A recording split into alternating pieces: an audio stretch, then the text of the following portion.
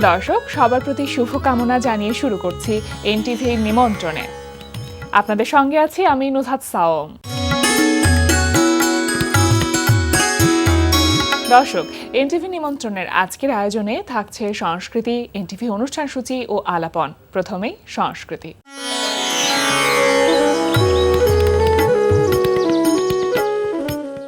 বাংলাদেশ শিল্পকলা একাডেমির জাতীয় চিত্রশালায় অনুষ্ঠিত হচ্ছে ২৪তম নবীন শিল্পী চারুকলা প্রদর্শনী ২০২৫।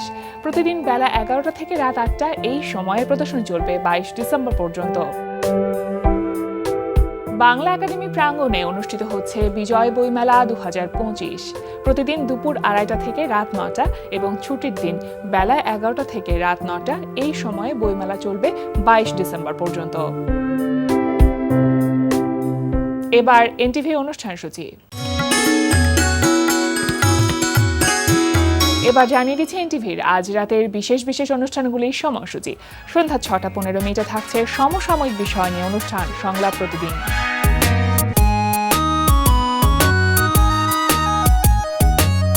রাত ৮টা ২০ থাকছে গোলাম মুক্তাদিরের পরিচালনায় ধারাবাহিক নাটক কাজিনস। তোমার প্ল্যান খুব ভালো কাজ করেছে। এই জ্বরের অভিনয়টা করার জন্য রোশো এখন আমার সাথেই থাকছে। আমার যে কি ভালো লাগছে আমি আমি তোমাকে বলে বোঝাতে পারবো না। Thank you so much. হ্যাঁ, আমি তোমাকে পরে ফোন দিচ্ছি। হ্যাঁ, এখন রাখছি। রোশো, তুই আরে কিসের রুশু? রাত ৯টা ৩০ থাকছে ধারাবাহিক নাটক হাউস 44। আরে কাশি দিচ্ছ কি? তোমার ভাইয়ের মুখ থেকে যে সমস্ত সুমধুর ভাষাবাণী বের হয়ে যাচ্ছে, আমার তো কিছু বলার থাকতে পারে। তুমি একদম চুপ। মাথা খাচ্ছে, মারামারি হচ্ছে। হ্যাঁ পারছে। বাসার এই সিচুয়েশন, সেজন্য চলে যেতে চাচ্ছেন? সত্যি বলতে কি হ্যাঁ, খাও খাইতে ঢুকছো একটা রেস্টুরেন্টে। আমি তো ভাবছি লোকজন মনে ধরে ফেলতে হয় না, গণপিটানি দিতে। তোমার মতো একটা গুরু থাকতে জীবনে আমি ধরা খেতে পারি। আপনাকে আমি চিনি না, জানি না, চাবি দেবো কেন? হ্যাঁ, আমি কি জানতে পারি আপনি কি? বাবা তুমি বুঝতেছো না, অনেক বড় একটা সমস্যা হয়ে গেছে। কি সমস্যা হয়েছে? পাকা পেঁপে পিছে কলা, এটা কিন্তু খাওয়ার জিনিস হলো। কেন? আমার আবার কি সমস্যা? তুই ঘুমা। সমস্যা সৃষ্টি করে বলছো ঘুমাও। আমি শুন না, তুমি চুপ না। পড়ে যাবো। তাহলে যান করে যান। রাত ১১টা ৩০ সরাসরি সম্প্রচার হবে জাহাঙ্গীর চৌধুরীর প্রযোজনায় সঙ্গীতানুষ্ঠান এ লগন গান শোনাবার।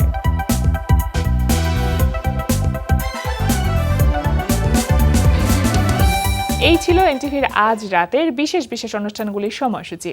এবার আলাপন। প্রিয় দর্শক, আমাদের আলাপনের আজকের অতিথি সঙ্গীতশিল্পী ডক্টর ছন্দা চক্রবর্তী। শুভ সকাল আপা, কেমন আছেন? শুভ সকাল, খুবই ভালো। আর বিশেষ করে বেশি ভালো লাগছে যে এনটিভির সাথে আছি, আপনার সাথে আছি। আমারও খুব ভালো লাগছে আপা, শুভ সুন্দর আর স্নিগ্ধ দেখাচ্ছে আপনাকে। সুতরাং আজকে আমাদের সকালের এই আয়োজনটা নিশ্চয়ই অনেক ভালো হবে এবং আড্ডাটা অনেক ভালো হবে। আর আপনার কাছ থেকে গান তো আমরা শুনবই। একটু জানতে চাইবো আপা, আপনি যেহেতু সরকারি সঙ্গীত কলেজে সহকারী অধ্যাপক হিসেবে আছেন এবং সেখানেও আসলে গান নিয়ে কাজ করা, আবার নিজেরও গানের কাজ করা হচ্ছে, সবকিছু মিলিয়ে আসলে গানের সাথে সময়টা কেমন যাচ্ছে? আসলে আমার যেটা মনে হয় যে আমার শুরুটা হয় গান দিয়েই। সকালে নিজের একটা প্র্যাকটিস তো থাকেই, তারপরে চাকরিটাও মানে গানের সাথেই মানে সম্পৃক্ত। মানে আমি যখন কলেজে ঢুকি তখন দেখা যায় যে কোনো না কোনো জায়গা থেকে সুর ভেসে আসছে, রেয়াজ ভেসে আসছে, ওরকম একটা মানে পরিবেশ সকালবেলা। তারপরে সারাটা সময় দুপুর পর্যন্ত গানের সাথেই থাকা, আবার হয়তো ফিরে বাসায় আসা, আবারও দেখা গেল কোনো অনলাইন ক্লাস বা নিজের কিছু স্টুডেন্ট, আবার হয়তো আমি যেহেতু নজরুল ইনস্টিটিউটের সাথে যুক্ত আছি সেখানের ক্লাসগুলো, সবকিছু মিলে সারাটা দিন সঙ্গীতময়, এরকম একটা ব্যাপার। দারুণ না ব্যাপারটা? যখন ভালোই এই লাগে। যে কলেজে যান এবং দেখেন যে নতুন ছেলেমেয়েরা আসলে গান শিখছে, তাদের গানের প্রতি সেই ভালোবাসাটা দেখেন, তখন নিশ্চয় নিজের সেই সমাজের কথা মনে পড়ে যায় যখন আপনি গান শিখতেন। আসলে ওরা তো মানে গান নিয়েই পড়ছে। আমার বিষয়টা একটু ভিন্ন ছিল, কারণ আমার যেটা ছিল যে আমার গুরুজিদের মানে সাথে সময় কাটানো, তাদের কাছে শেখা, এরকম একটা ব্যাপার ছিল। প্রাতিষ্ঠানিকভাবে আমি আসলে গান নিয়ে তো পড়াশোনাটা করি নাই প্রথম অবস্থা যেটা। তো সেই জায়গা থেকে ওরা যখন ওদের শুরুটাও গান দিয়েই হয়, এবং হয়তো কোনো গানের কোনো তাত্ত্বিক ক্লাস করছে, আবার কিছুক্ষণ পর গানের ব্যবহারিক ক্লাস করছে, আবার কিছুক্ষণ পর দেখা যাচ্ছে ওরা মঞ্চ পরিবেশনার যে বিষয়গুলো সেগুলো নিয়ে ক্লাস করছে, আবার দেখা যাচ্ছে যে ওরা গবেষণা, ওদের ছোট ছোট কিছু গবেষণা কাজ করতে হয়, সেগুলি নিয়ে কাজ করছে। মানে সব কিছুর মানে মাঝেই ওরা গানটা নিয়েই আছে। এক একটা ডিপার্টমেন্ট মানে তাদের মতো করে কাজ করছে। যে উচ্চাঙ্গ করছে সে তার বিষয় নিয়ে বাচ্চাদের সেইভাবে করে মানে ক্লাসগুলো পরিচালিত হচ্ছে। বা আমাদের একটা, যেহেতু আমাদের কলেজটা জাতীয় বিশ্ববিদ্যালয়ের অধীনে, তো সেই জায়গা থেকে জাতীয় বিশ্ববিদ্যালয়ের একটা সিলেবাস আছে, সেটা মেনটেন করেই আমাদের বাচ্চাদের তৈরি করতে হয়। তো একদম মানে ইন্টারমিডিয়েট থেকে শুরু করে, মানে মিউজিক থেকে শুরু করে একদম অনার্স মাস্টার্স পর্যন্ত, এবং ওরা গান নিয়েই আছে। ভালো লাগাটা কাজ করে যে ওরা গুনগুন গুনগুন করে সবসময় গান গাচ্ছে করছে, মানে এরকম। আপা, আপনি যে বলছিলেন যে যেসব শ্রদ্ধেয় গুরুজিদের কাছ থেকে আপনি তালিম নিয়েছেন তাদের কথা স্মরণ করছিলেন, এবং আজকে যখন নিজে শেখাতে যান, সেই গুরুজিদের কোনো প্রভাব আপনার মধ্যে আছে কিনা? অনেক। আমি যেমন আমার মাঝে খুব বেশি প্রভাব, এটা অনেকেই বলে, সেটা হচ্ছে যে শ্রদ্ধেয় সুধীন দাস কাকার অনেক প্রভাব। কারণ আমি ওনার কাছে প্রায় 16-17 বছর তালিম নিয়েছি। হ্যাঁ, এবং উনি যেমন ছিলেন, কেমন আসলে এটাই বোধহয় হয় তার জীবনচারণ, তার শেখানোর পদ্ধতি, তার কথা বলা, হ্যাঁ, তার সব কিছুই মনে হয় একজন মানে গুরুর প্রভাব একজন শিক্ষার্থীর মাঝে বোধহয় এভাবে পড়ে, যেটা আমার ক্ষেত্রে পড়েছে।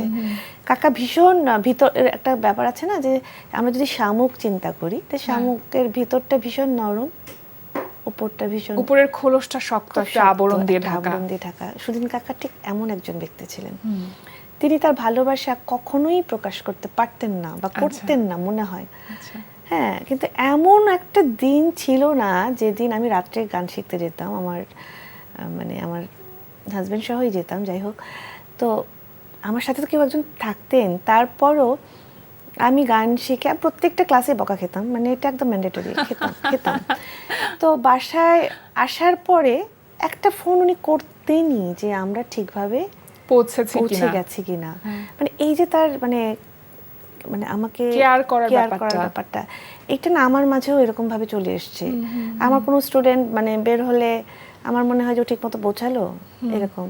কিন্তু আমার ক্ষেত্রটা এরকম যে সবাই আমার কাছাকাছি একটু ভিড়তে একটু ভয় পায়, এরকম একটা ব্যাপার, যেটা সুধীন কাকার মাঝে ছিল, প্রচন্ড ছিল। আমরা ভীষণ ভয় পেতাম, আর বললাম না প্রত্যেকটা দিন চোখের জল নিয়ে মানে বের হতাম। কিন্তু এই মানুষটার বুক ভরা ছিল ভালোবাসা।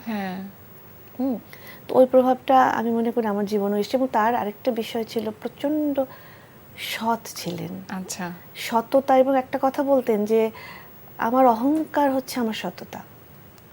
বাহ, দারুণ তো ব্যাপারটা। এই বিষয়টা না আমি ওনার কাছ থেকে মনে হয় এটা আমি নিজেই ধারণ করার চেষ্টা করি সবসময়, যে সততা মনে হয় মানে সৎ মানুষের একটা বোধহয় অহংকার থাকে, যেটা কাকাকে দেখেছি আমি। তো ওই জিনিসটা আমারও মনে হয় যে সততা এবং কোনো মানে খারাপ কিছুর সাথে আপোষ না করা। কি দারুণ করে বললেন, আমি নিজেও আসলে শিখলাম, মুগ্ধ হলাম। আবার নতুন কোনো গানের কাজ কি এর মধ্যে করা হলো?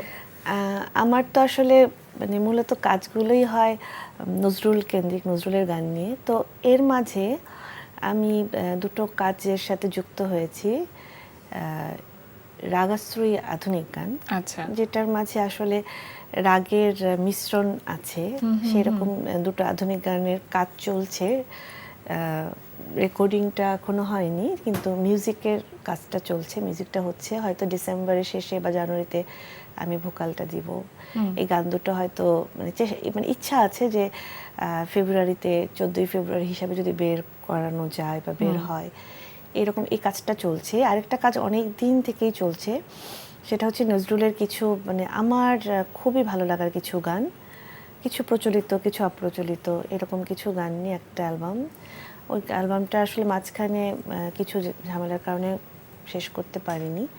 তো এই কাজটা হয়তো নজরুলের জন্মজয়ন্তীর সামনে, যেটা মানে মেতে হবে 27-এ, ইচ্ছে আছে যে ওই সময় যদি আমার কাজটাকে রিলিজ দেওয়া যায়। এই কাজগুলো কি এখন তো আসলে অনলাইন বেজে কাজ হচ্ছে, সুতরাং এই কাজগুলো কি আপনার নিজের ইউটিউবের চ্যানেলের জন্য নাকি অন্য কোনো প্ল্যাটফর্মের জন্য না, করা হচ্ছে? আমার যতগুলো কাজ হয়েছে এ পর্যন্ত সব জি সিরিজের ব্যানারেই এসেছিল। লাস্ট হচ্ছে 2023 একটা গান বের হলো, সেটাও জি সিরিজ থেকে এসেছিল। তো ইচ্ছে আছে যে কোনো বড় ব্যানারে মানে যদি করানো যায়, আর নিজেদের পেজ চ্যানেল সেগুলো তো আছেই। জি। আর আমার কাছে মনে হয় কি পুরো আমি একটু প্রাচীন ধ্যান ধারণার মানুষ, এখনো খুব একটা ডিজিটাল হতে পারি নাই। সেটা আমার কাছে মনে হয় যে আমরা যখন বড় হয়েছি তখন যেমন সিডির ব্যাপারটা ছিল, একটা সিডিতে 8টা 10টা করে গান ছিল। হ্যাঁ, তখন না ওই গানগুলো কেমন যেন একটা মানে একটা থেকে একটা তুলনা করা যে এর থেকে এটা ভালো হলো, এর থেকে মানে 8টা গানের মধ্যে বা 10টা গানের মধ্যে কোন গানটা ভালো হলো, কোন গানটা ভালো এটা হলো, এই বিচার বিষয়টা করাটা কিন্তু তখন কঠিন, হ্যাঁ ব্যাপার থাকতো। কিন্তু এখন কিন্তু একটা গান বের হচ্ছে, একটা গান দিয়েই বিচার করা। এই কারণে আমি অনেকগুলো গান একসাথে করছি, দেখা যাক কিভাবে কি মানে করা যায়। এটা আমার কাছে মনে হয় এই সময়ের জন্য একটা বড় চ্যালেঞ্জ আপনি যেটা হাতে নিয়েছেন। বড় চ্যালেঞ্জ। আর হয় কি আমাদের নজরুলের গান যারা আমরা করি না, তারা আসলে বাণিজ্যিক চিন্তা নিয়ে তো আসলে করা হয় না। নজরুল রবীন্দ্র যারা আমরা করি, তো আমার কাছে তো দুটো বিষয় মনে হয় যে গান বাজনার জায়গাতে দুটো শব্দ খুব যায়, সেটা হচ্ছে ধ্যানী এবং নামী। যে নামী হতে চায় তার রাস্তাগুলো একরকম হবে, আবার যে ধ্যানী শিল্পী হবে তার রাস্তাটা কিন্তু আবার একটু ডিফারেন্ট হবে। এত সুন্দর করে কিভাবে কথা বলেন, আমি মুগ্ধ হয়ে শুনছি আপনার কথা। একটি গান শুনি আপা। হ্যাঁ, গান গাইবো না তো, কাজী নজরুল ইসলামের নিয়ে যেহেতু কাজ করি তো খুব বেশি গভীরে যেতে চেষ্টা করি। যেমন আমরা কিন্তু সবাই জানি যে বুলবুলি নীরব নার্গিস বনে, ছড়া বন গোলাপি বিলাপ শোনে, এরকম একটা ব্যাপার। এই গানটার প্রেক্ষাপটটা কাজী নজরুল ইসলামের মানে লুপ্ত রাগের পুনরুদ্ধার, যে রাগগুলো লুপ্ত ছিল, যে রাগগুলোর বিষয়ে কম জানতো মানুষ, সেই রাগগুলো নিয়ে তিনি বেতার অনুষ্ঠান করেছিলেন। তো সেই বেতার অনুষ্ঠানেরই একটি রাগ ছিল নৌরচকা। তো সেই রাগটিরই গান হচ্ছে বুলবুলি নীরব। সেই রাগটির গানটাই হচ্ছে বুলবুলি নীরব নার্গিস বনে, ঝরা বন গোলাপের বিলাপ শোনে। শুনি গানটি। আচ্ছা। বুলবুলি নীরব নার্গিস বনে, ঝরা বন গোলাপে বিলাপ শোনে। বুলবুলি নীরব নার্গিস বনে, ঝরা বন গোলাপে বিলাপ শোনে। সিরাজের নরজে ফাল্গুন মাসে, যেন তার প্রিয় সমাধির পাশে তরুণ রান কবি কাঁদে নিরজনে। ঝরা বন গোলাপে, ঝরা বন গোলাপে, ঝরা বন গোলাপে বিলাপ শোনে।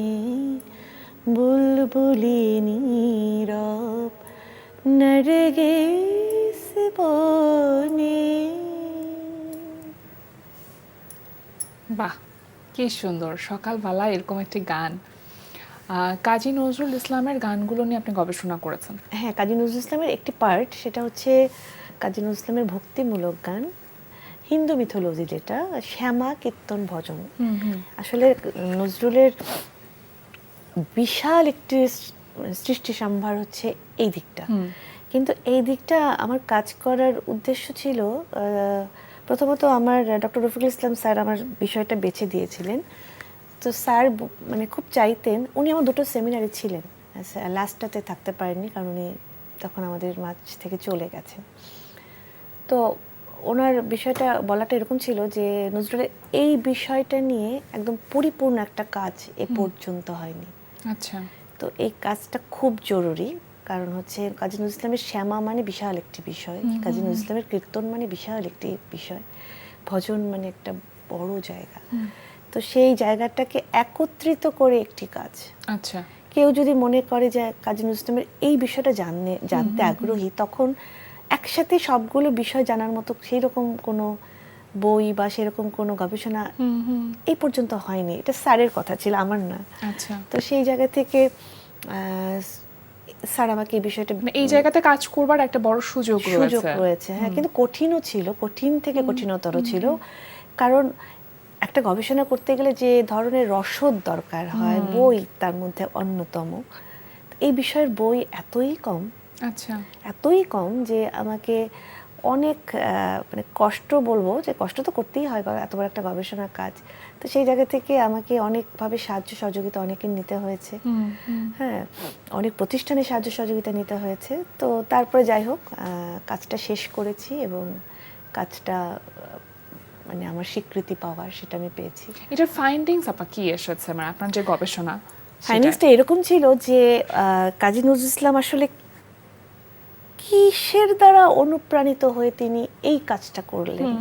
শ্যামা সঙ্গীতের কাজ। হ্যাঁ, কারণ ওনার যে সৃষ্টিশীলতা, তার যে এই বিষয়ের উপর কাজ, সেটা শুধু আমরা শুধু গানগুলো দেখছি যে এই এই এই এই তার ভাবনাটা আসলে হ্যাঁ, কতটুকু ভাবনাটা, এবং সে মানে অনুপ্রাণিত মানে কোন বিষয় দ্বারা হলো। আমার ফাইন্ডিংসটা এটা ছিল যে কাজী নজরুল ইসলামের যে, কারণ তিনি তো ভিন্ন ধর্মের একজন ছিলেন, কিন্তু তিনি এই বিষয়টা কিভাবে বেছে নিলেন বা এত কাজ কিভাবে সম্ভব, একজন সনাতনীর পক্ষেও এরকম একটি কাজ করা সম্ভব? আচ্ছা, অসম্ভব। কিন্তু আমি করতে গিয়ে যেটা দেখলাম যে আমাদের হিন্দু মিথোলজির যে মহাভারত বা গীতা বা যে আমাদের পুরাণগুলো আছে, এই বিষয়গুলো এত বেশি ধারণা ওনার ছিল, এত বেশি পড়াশোনা ওনার ছিল, কিভাবে সম্ভব? মানে আমি কাজটা করতে গিয়ে দেখেছি যে কিছু কিছু শব্দ আর এসেছে, এটা তো পদ্মপুরাণের শব্দ। আচ্ছা, হ্যাঁ, মানে ওই শব্দগুলোকে তিনি তার ভাষায় তার মতো করে মানে তার সৃষ্টিশীলতার মাঝে যুক্ত করেছেন। তার মানে তিনি কিন্তু মানে এমনি এমনি কিছু লেখেননি না, তার মানে অনেকটা মানে জানা ছিল, মানে সেটা পড়াশোনার নিজেকে অনেক মাধ্যমে, পড়তে এবং হ্যাঁ, হয়েছে। নিজেকে তিনি অনেক বেশি তৈরি করেই তিনি এই সৃষ্টির মাঝে নিজেকে ডুবাতে পেরেছেন বা ডুব দিতে পেরেছিলেন। তাছাড়া এটা কোনোভাবেই সম্ভব ছিল না। তা আমি আমার বিষয়ে এই বিষয়গুলো তুলে এনেছি। একদম যদি শ্যামা হয়, আমি ধরি যদি শ্যামার আদি উৎপত্তি, নজরুল তো অনেক পরে, তার আগে কারা ছিল এবং শ্যামার উৎপত্তি কিভাবে হলো, শ্যামা সঙ্গীতের উৎপত্তি কিভাবে হলো, উৎপত্তি থেকে শুরু করে মানে একদম ধারাবাহিকভাবে নজরুলে এসে শেষ করা। আর একটি গান শুনতে চাইবো আপনার কণ্ঠে, যেহেতু শ্যামা সঙ্গীত নিয়ে কথা হচ্ছে, একটু শুনবো আমরা আপনার কণ্ঠে। করতেই পারি, শুনি। আমার হাতে কালি, মুখে কালি, মা হাতে কালি, মুখে কালি, আমার কালি মাখা রূপ দেখে মা পাড়ার লোকে হাসে খালি, কালি মাখা রূপ দেখে মা পাড়ার লোকে হাসে খালি, হাতে কালি, মুখে কালি, মা হাতে কালি, মুখে কালি। আহা, এটা হচ্ছে শ্যামা। এখন যদি আমি একটু ভজন বলি, তোমার খুব সহজ মানে সহজ হবে বুঝতে। সেটা হচ্ছে, সখী সে হরি কেমন বল, নাম শুনে যার এত প্রেম জাগে, চোখে আনে এত জল, সখী সে হরি কেমন বল। এটা হচ্ছে ভজন। আর যদি কীর্তন বলি, সখী আমি না হয় মান করেছিল, তোরা তো সকলে ছিলি, ফিরে গেল হরি